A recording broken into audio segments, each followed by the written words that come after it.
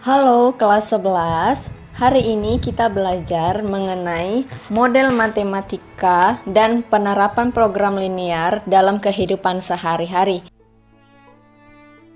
Ada yang tahu apa itu model matematika? Model matematika adalah suatu cara sederhana untuk menerjemahkan suatu masalah ke dalam matematika dengan menggunakan persamaan, pertidaksamaan, dan fungsi. Nah, biasanya kalau persamaan itu menggunakan tanda sama dengan, sedangkan pertidaksamaan itu menggunakan tanda lebih besar atau sama dengan, tanda lebih kecil atau sama dengan. Masih ingat ya? Selanjutnya, komponen model matematika dalam program linear. Nah, yang pertama yaitu fungsi kendala. Ini biasanya berupa sistem pertidaksamaan. Yang kedua yaitu fungsi objektif atau disebut juga sebagai fungsi tujuan, di mana rumusnya yaitu atau biasa ditulis Z sama dengan Fx, Y sama dengan Ax tambah By. Lanjut, langkah-langkah membuat model matematika dalam program linear. Nah, ada 3 langkah. Yang pertama, kamu harus paham dulu apa masalahnya. Lalu kamu buat pemisalan, misalnya X sama dengan apa, Y-nya itu siapa gitu. Yang kedua, menyusun pertidaksamaan berdasarkan kendala yang kita temukan tadi atau kendala yang ada. Dan yang terakhir, menyusun fungsi objektif dengan cara mensubstitusikan nanti titik-titik sudutnya dari daerah penyelesaian itu. Sebagai contoh soal, perhatikan, Linda membeli 3 sabun mandi dan 2 sampo di supermarket. Oleh karena itu, Linda harus membayar Rp3.400, sedangkan Wati membeli 2 sabun mandi dan 3 sampo, sehingga ia harus membayar Rp3.100. Jika harga sebuah sabun mandi dan sebuah sampo masing-masing X dan Y, buatlah model matematikanya. Jawabnya, kita misalkan dulu untuk sabun mandi itu adalah X dan sebuah sampo itu adalah Y. Lalu kita buat tabelnya sebagai berikut. Sehingga model matematikanya 3X ditambah 2Y sama dengan 3.400, 2X ditambah 3Y sama dengan 3.100, X lebih besar sama dengan 0, Y lebih besar sama dengan 0, X dan Y adalah elemen bilangan real. Kita lanjut dengan contoh yang kedua. Luas lahan parkir di sebuah tempat hiburan 360 meter kuadrat. Luas rata-rata sebuah mobil 6 meter kuadrat dan untuk sebuah bus 24 meter kuadrat. Lahan parkir itu tidak dapat memuat lebih dari 25 kendaraan. Buatlah model matematika dari masalah tersebut. Nah, kita misalkan terlebih dahulu X-nya itu adalah untuk mobil dan Y itu untuk bus. Lalu kita buat ke dalam bentuk tabel seperti contoh yang pertama tadi. Di kolom jumlah itu luas lahan dan daya tampung. Di bagian kolom mobil yaitu sebagai variabel X-nya. Perhatikan tabelnya ya. Sehingga nanti diperolehlah model matematikanya 6X ditambah 24Y lebih kecil sama dengan 360. Yang kedua, X ditambah Y lebih kecil sama dengan 25. X lebih besar sama dengan 0, Y lebih besar sama dengan 0. X dan Y adalah elemen bilangan cacah. Kenapa harus cacah? Karena itu berupa banyaknya atau menunjukkan banyaknya mobil dan bus. Sampai di situ paham ya? Sekarang kita lanjut penerapan program linear dalam kehidupan sehari-hari. Soalnya, seorang petani ingin memberikan pupuk pada tanaman padinya. Pupuk yang diberikan harus mengandung sekurang-kurangnya 600 gram fosfor dan 720 gram nitrogen. Pupuk pertama mengandung 30 gram fosfor dan 30 gram nitrogen per bungkus. Pupuk kedua mengandung 20 gram fosfor dan 40 gram nitrogen per bungkus. Petani itu ingin mencampur kedua pupuk tersebut. Satu bungkus pupuk pertama harganya Rp17.500 dan pupuk kedua harganya Rp14.500 per bungkus. Tentukan biaya minimum yang harus dikeluarkan oleh petani tersebut. Nah, mari kita jawab. Kita misalkan dulu X-nya itu adalah pupuk pertama dan Y itu adalah pupuk kedua. Lalu kita buat ke dalam bentuk tabel. Perhatikan di kolomnya situ ada 4 ya. Yang pertama kandungan, pupuk pertama, pupuk kedua, lalu kebutuhan. Diisi sesuai yang diketahui pada soal cerita tadi.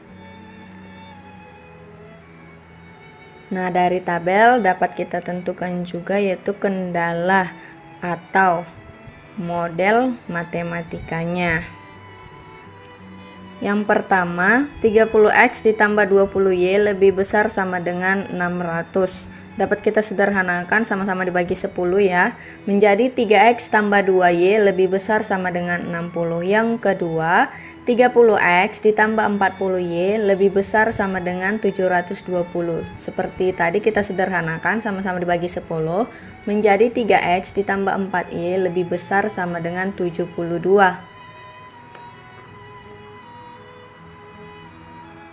X-nya lebih besar sama dengan 0, Y-nya juga lebih besar sama dengan 0. X dan Y elemen bilangan real. Nah, sesuai dengan soal yang tadi kan diketahui bahwa harga-harganya ada ya untuk masing-masing pupuk. Itu sebagai fungsi objektifnya, yaitu Z atau Fxy sama dengan 17.500X ditambah 14.500Y. Nah, ini tadi kendala-kendalanya atau model matematikanya. 3X ditambah 2Y lebih besar sama dengan 60. 3X ditambah 4Y lebih besar sama dengan 72. X lebih besar sama dengan 0. Y lebih besar sama dengan 0.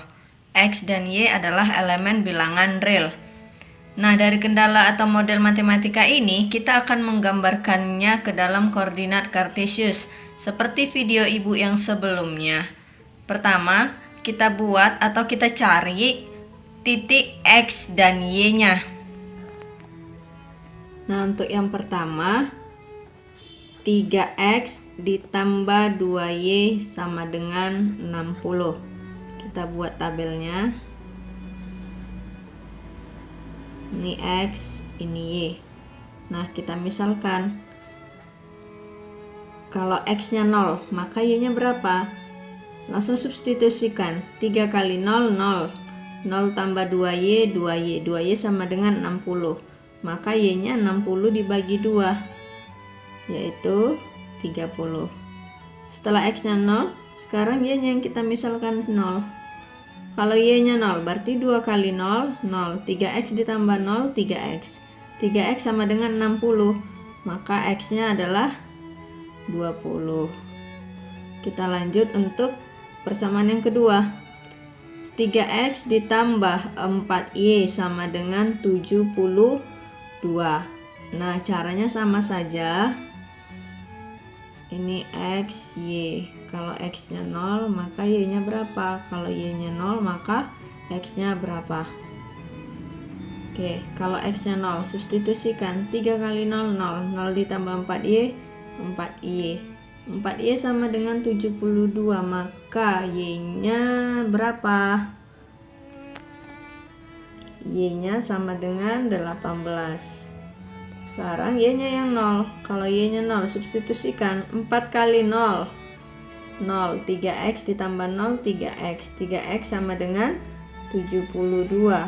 Sehingga X-nya 72 dibagi 3, yaitu 24.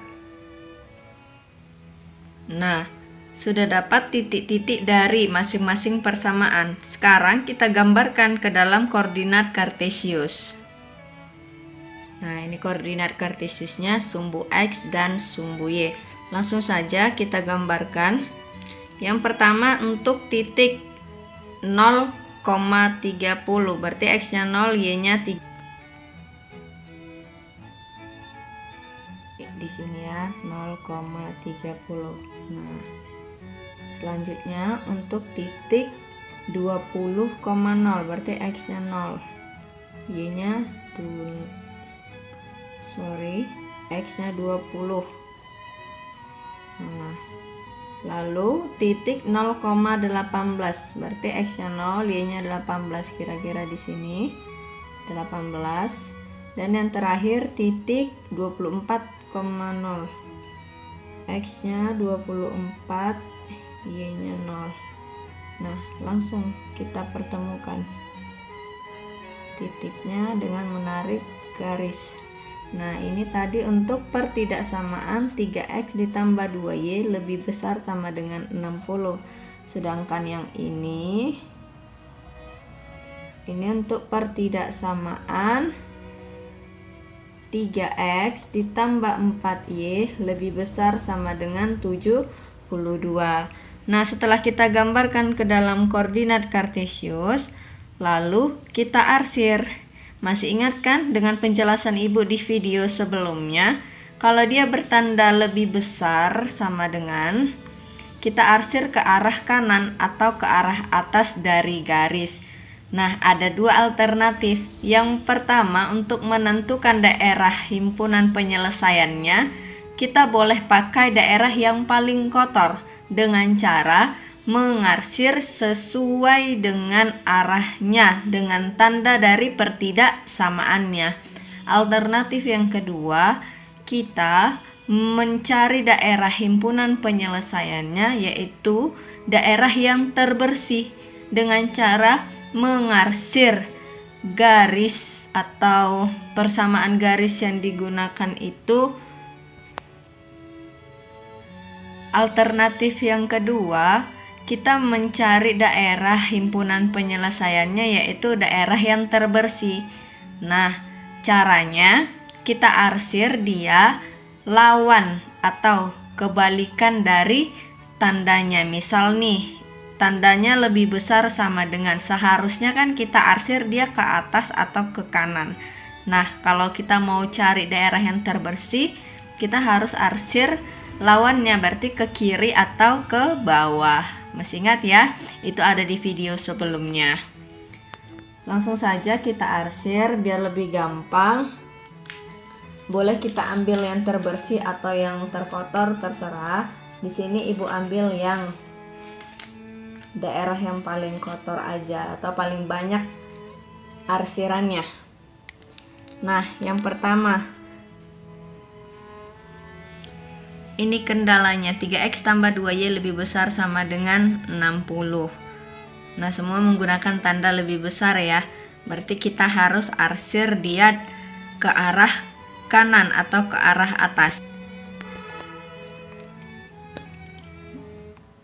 Baik, lihat untuk pertidaksamaan yang pertama, menggunakan tanda lebih besar sama dengan, berarti harus kita arsir ke atas.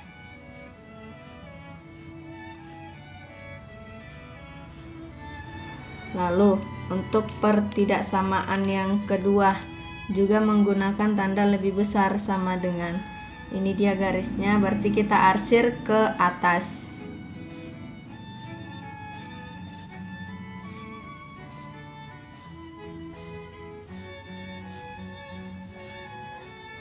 Lalu untuk X lebih besar sama dengan 0 dan Y lebih besar sama dengan 0.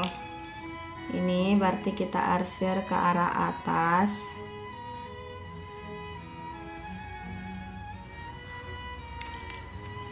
Lalu untuk bagian sumbu Y-nya juga ke arah kanan.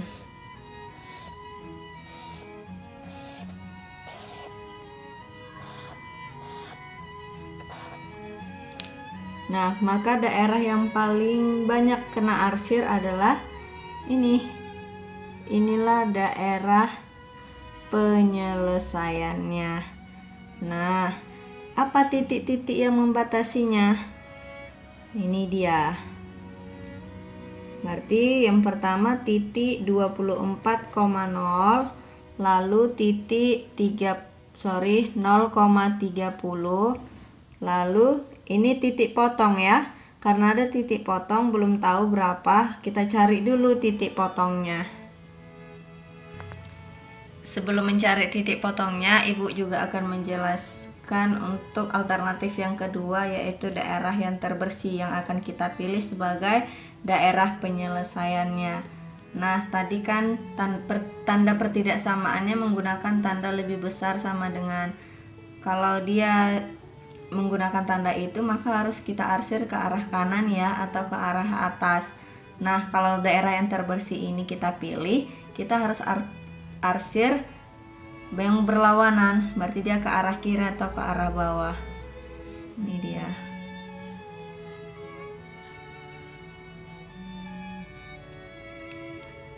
Garis yang ini juga berarti ke arah bawah. Untuk sumbu X-nya juga ke arah bawah, dan untuk sumbu Y-nya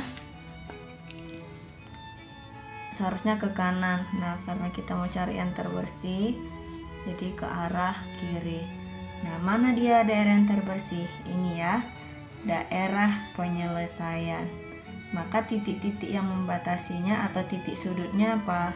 0,30, kemudian 24,0 dan titik potong. Nah, kita cari dulu titik potongnya. Untuk mencari titik potong dari kedua persamaan itu, kita cari dengan cara eliminasi. Kebetulan di sini koefisien dari variabel X-nya sudah ada yang sama. Langsung saja kita kurangkan. 3X kurang 3X 0, 4Y kurang 2Y, 2Y, 72 dikurang 60 sama dengan 12, sehingga Y-nya adalah 6. Lalu Y sama dengan 6, kita substitusikan ke salah satu persamaan, boleh yang di atas boleh yang di bawah, terserah. Kita pilih yang di bawah. 3X tambah 2Y sama dengan 60, maka 3X ditambah 2 kali 6, 12 sama dengan 60. 3X sama dengan 60 dikurang 12 sama dengan 48, maka X-nya 48 dibagi 3, 16. Nah, maka titik potongnya adalah 16,6. Langkah selanjutnya, titik-titik sudut tadi kita substitusikan ke dalam bentuk fungsi objektifnya, yaitu Z sama dengan 17.500X ditambah 14.500Y.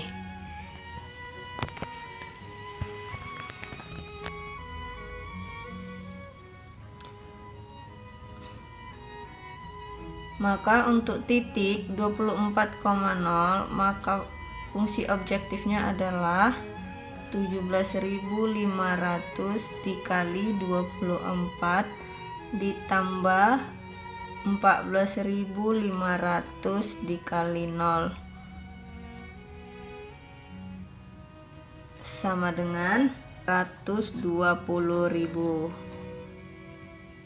Lalu untuk titik 0,30 kita substitusikan. Z sama dengan 17.500 dikali X, X-nya 0, ditambah 14.500 dikali 30 sama dengan 435.000. Nah, titik sudut yang terakhir kita substitusikan. Z sama dengan 17.500 dikali 16 ditambah 14.500 dikali 6 sama dengan 367.000. Nah, yang ditanya adalah biaya minimum. Maka kita pilih biaya yang paling kecil. Ini 420.000, 435.000, 367.000. Maka biaya minimumnya